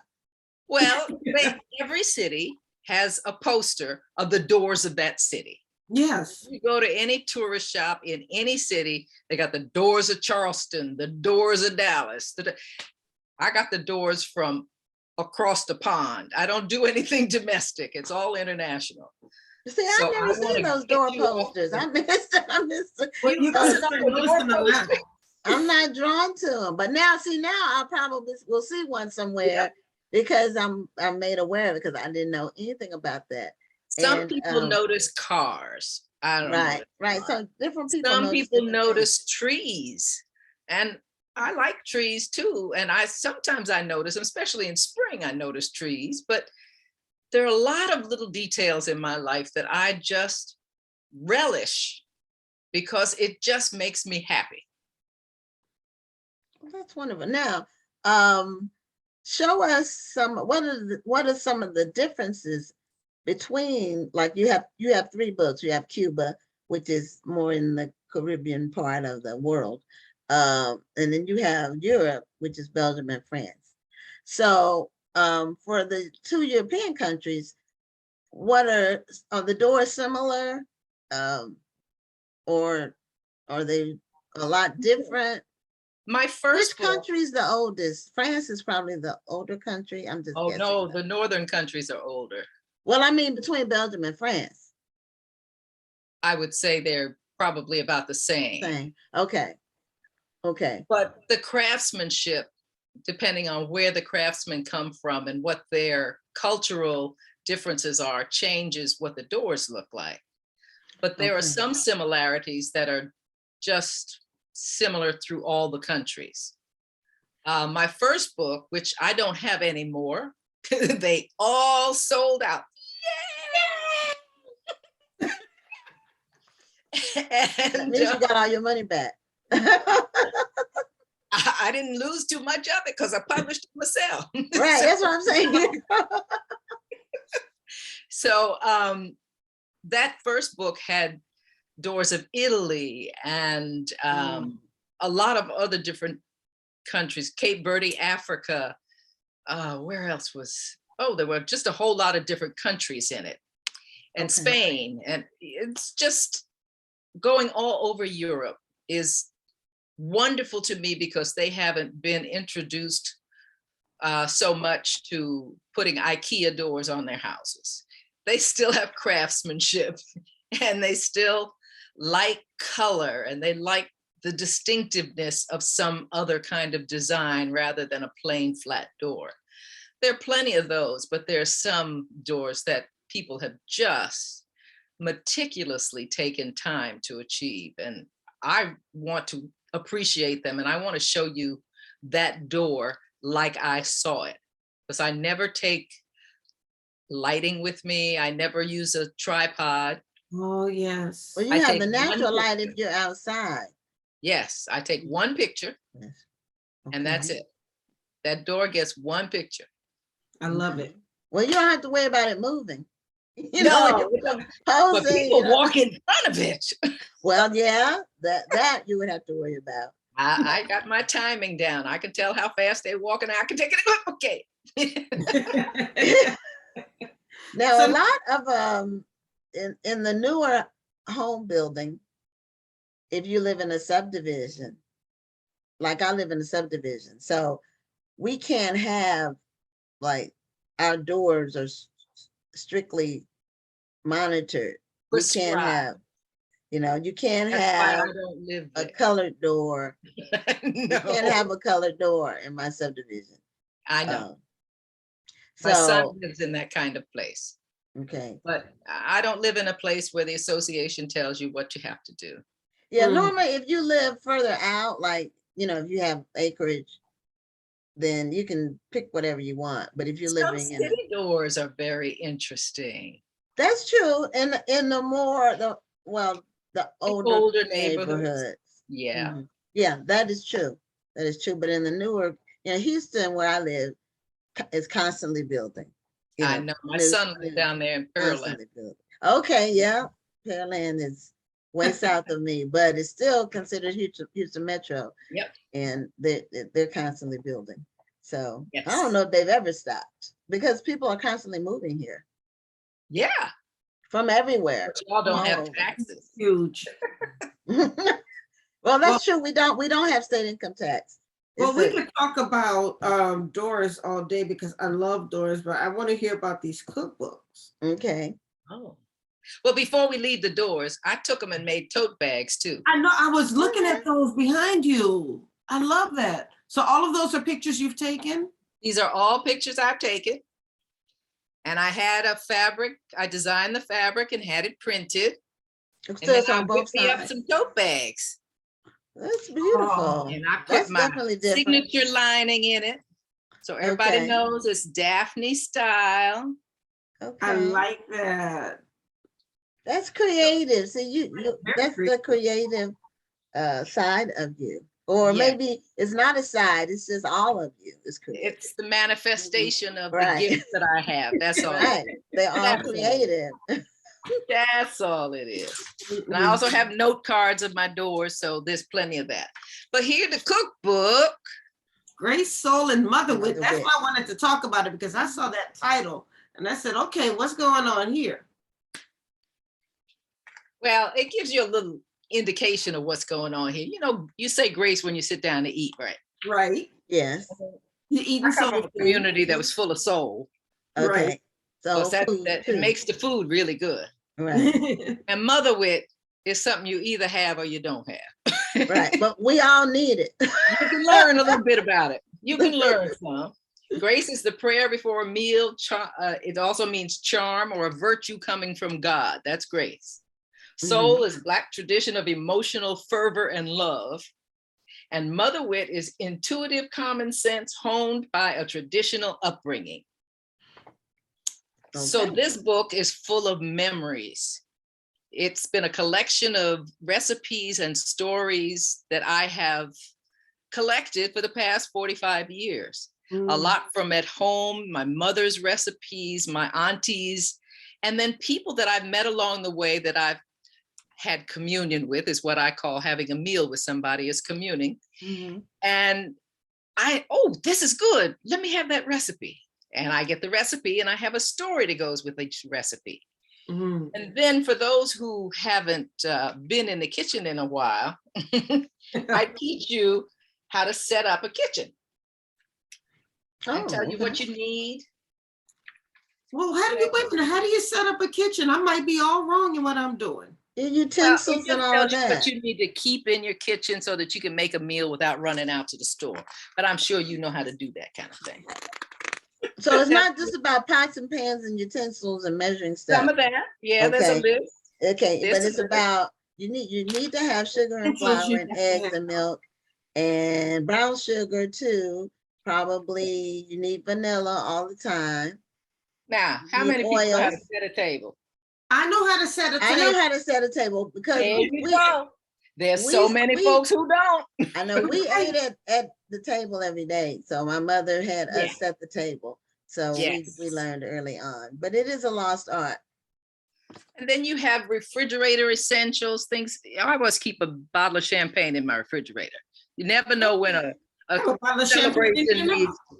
I have a bottle of champagne in the refrigerator. That's right. That's a staple. Okay, I've never had a bottle of champagne in my refrigerator. And then all the things. I know I've had wine. I don't think I've ever had a bottle of champagne in my refrigerator. Well, now go pick up your bottle of champagne. Just stick it in the refrigerator. Wine. I don't really drink champagne. Okay. If I'm going to drink something, it's normally wine, and it's normally white wine.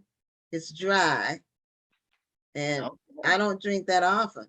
But I see that. Ron, are you drinking champagne right now? No, this is just regular wine, and I'm not drinking. I'm drinking water. This is when the show is over. You know what? I might do one for next week when we have the award show. There we go. Yes. You need to have a bottle of champagne on hand. Okay. I'm going to write that down because that will celebration might pop off anytime. Okay. All right. Okay. If you don't drink champagne, then just do some sparkling cider or something. There you go. Well, if I have some, I will be sipping very small sips. That's okay.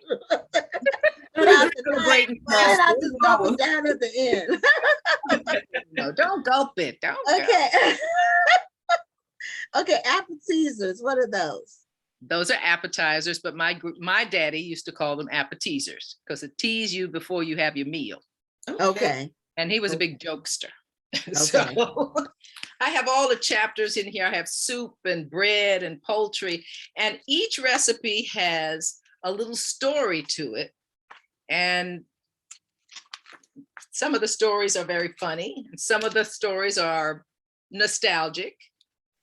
And let's see if I can. Yeah, but that's not a story. Okay. Here's a story. How many people eat calves, liver, and onions? Not me. I haven't since I was a kid and my mama made it, but I haven't eaten it since then. Everyone I know who has eaten liver as a child hates it. Well, hate might be strong. I hated green peas. I will not eat them to this day. But calf's liver was okay. With bacon and onions? No, onions though. Onions, but the bacon sounds intriguing. Oh, it was good. That's how my mother made it. Well, how was the bacon included? It was just fried. Did you break it up into pieces? No, you just fry it and then you cook the calf's liver in the bacon grease.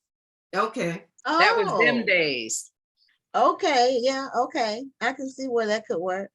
If you were one of those children, you were probably fed beef liver, which is much tougher than veal liver and quite grainy.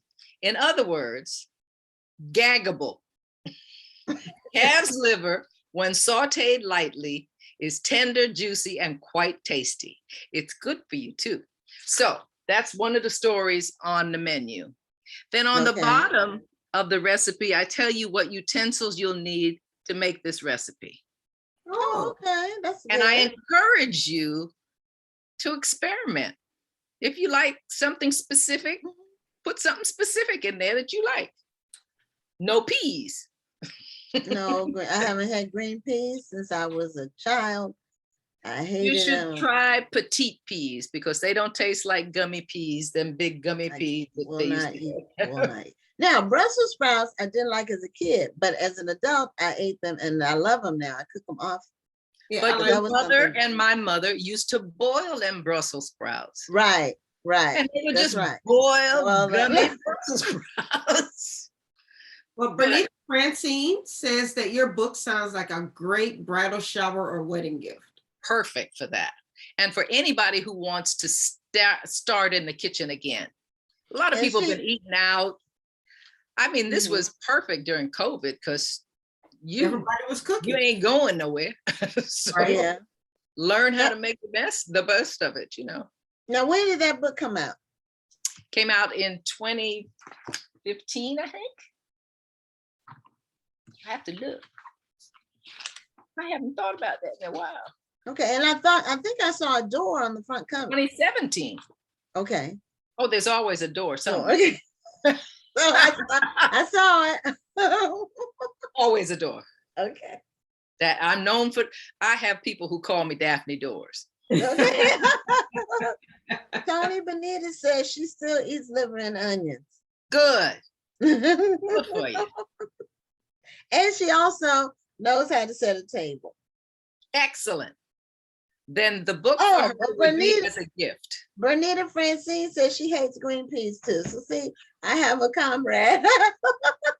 You need petite peas, little baby ones. I used to not. This is a short story, I know, but I used to put the peas on a fork, and I had a napkin in my lap. Yeah. And when my parents would turn their head, I would turn the fork over. Yeah. And put those peas in the napkin. I've never hated a vegetable that bad. And I would do it till they were all gone. And then I would, when I got it from the table, I would fold the napkin up and put it in the trash. I eat it. So anyway, mother, you didn't want any? No, because we weren't allowed to say what we didn't want. My mother said if she fixed it, we better eat it. We didn't, you know, we couldn't be finicky kids, so we had to eat what was prepared. And we had to sit there until we ate it, or at least they had a good faith effort, you know. Yeah. And we didn't have dessert that often, so. I used to make chicken liver pate. Now it's a great spread. Now that's good. Chicken liver pate is good. And the recipe's in here. Okay. But I made it once at home for when the kids were home. And I knew if I said that was calf's liver, I'd get the ew, you know. So I just served it to them. And they ate it. Oh, this is good. What is this? I said, it's elephant butter. Wait a minute, so they ate it because they thought it was elephant butter, but they wouldn't eat calves. Okay, interesting. No chicken livers. Chicken livers, ew. Delicious. I like chicken livers. You can put them in a giblet gravy. I make that and put those. Oh yeah. Chop them kind of fine and put them in there with the gravy. This recipe is really delicious. Good. Bread on toast. Okay, but I've had the chicken liver pate before. I forgot when it was really, really delicious. Did he put brandy in it? I don't know what it was in it. I just know it was good. Could have been. Brandy. Not brandy. Okay. Chicken liver pate. Okay. But, you know, a lot of people put liqueurs or alcohol in different meats. And I cook with wine all the time. Look, I cook with wine all the time, and sometimes I put it in the food. Yeah, I know. Perfect. Yeah.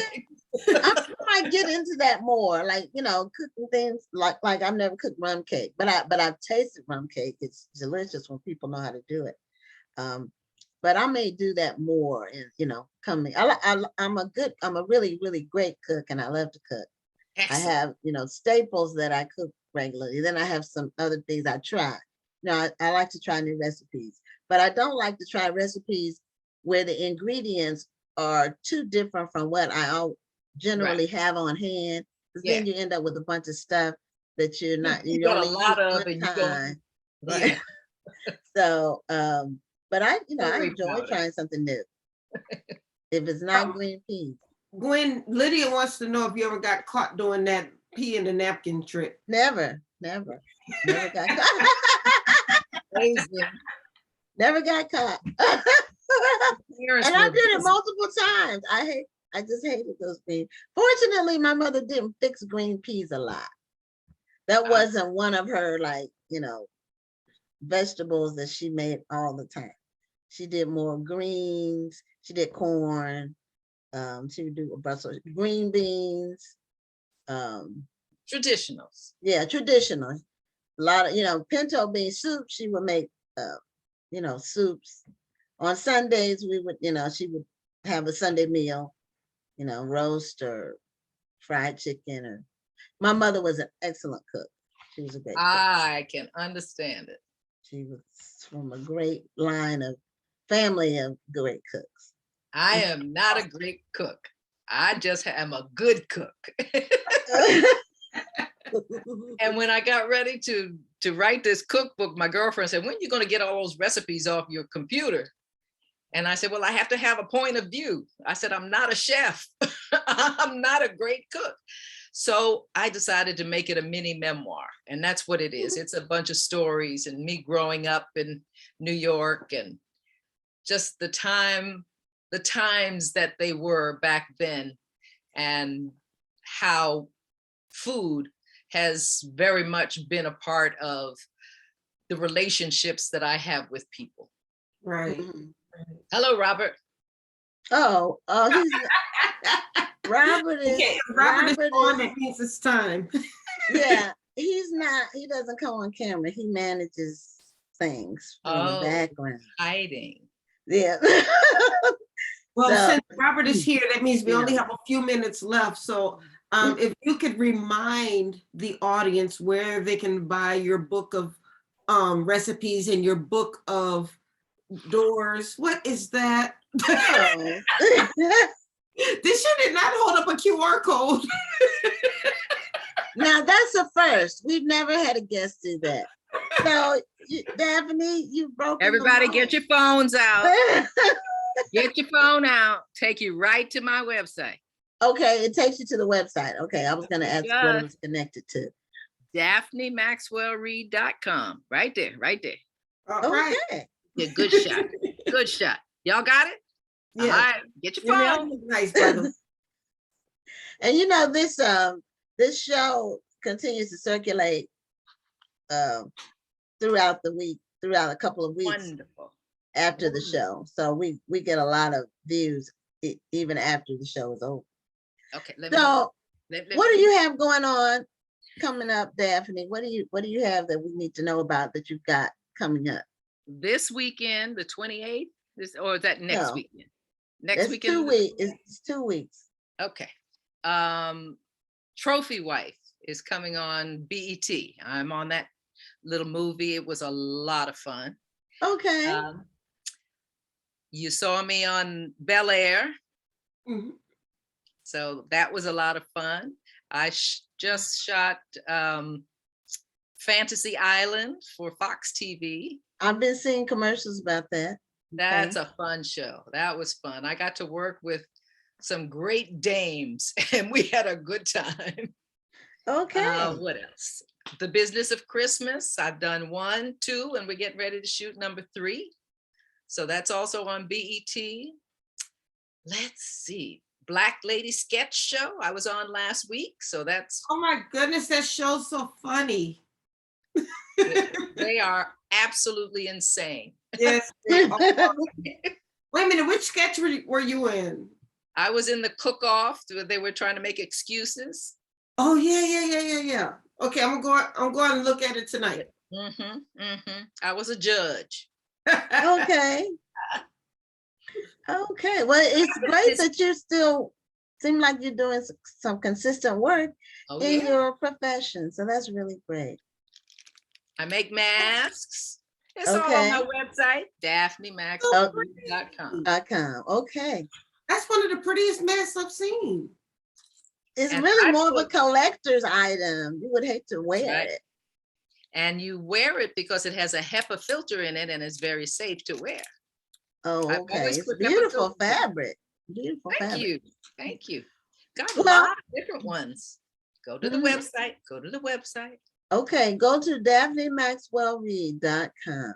Correct? Okay, we got note cards there too. We got note cards. Okay, and we have the tote bags and her books about doors and her Grace, Soul, and Motherhood book. Yes. So we're at the end of our time, Daphne. So it's 9 o'clock.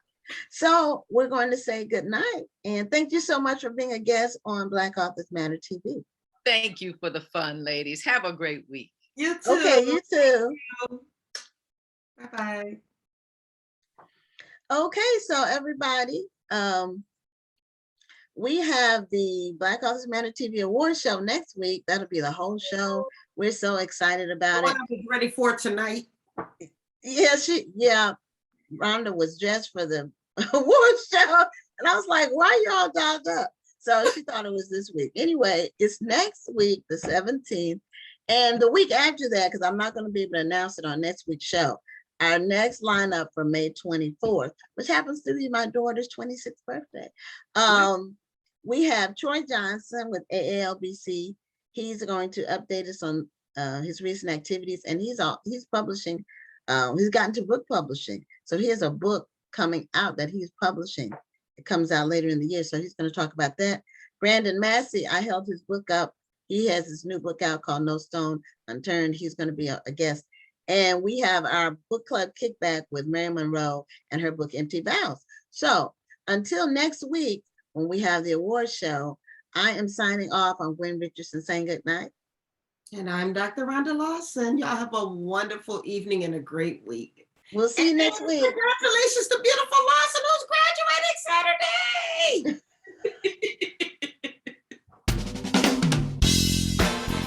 Thank you for tuning in, and join us next Tuesday at 7 p.m. Central, 8 p.m. Eastern for another edition of Black Authors Matter TV.